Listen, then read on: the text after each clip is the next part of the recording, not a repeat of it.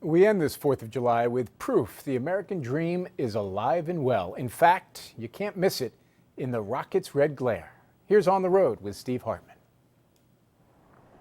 In the middle of the Texas desert, on the border with Mexico, sits the tiny town of Presidio. This is the way in.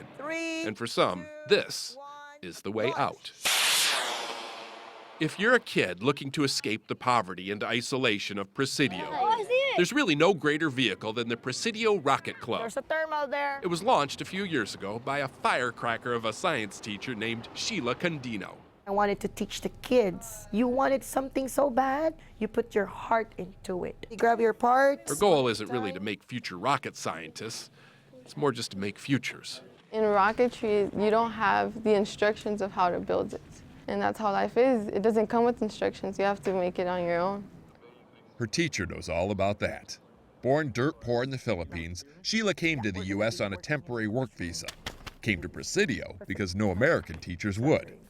When we first met her in 2012, she really wanted a green card, but was having a hard time convincing immigration officials that she was a person of, quote, exceptional abilities. They are asking for more documents, more support, and I really do not know what else they would want from me. You're the best aerospace teacher in America. What more could they want? Thank you. It wasn't me saying that. You've got the award. She really was honored as the Aerospace Teacher of the Year. It was no surprise to her students. She'll teach you things and you'll learn it like this, as long as you pay attention, of course. You're blocking the light. She's such a motivating force. Her kids often get up before sunrise to learn and launch. Ejection charge ready? Their equipment is mostly begged, borrowed, and broken. Their budget mostly bake sales, barbecues, and goat auctions. And yet, despite all the obstacles, she continued to run one of the country's most highly respected high school rocketry programs. Ready? Then, last fall, she got a letter from immigration saying, "You are not authorized to remain in the United States and to depart as soon as possible." I was appalled. You know, that's one of those not very commonsensical decisions that Washington is famous for. Texas Congressman Pete Gallego heard about her plight and had his staff do some digging. Turns out that letter was actually a clerical error. What she should have gotten was a green card. I can stay.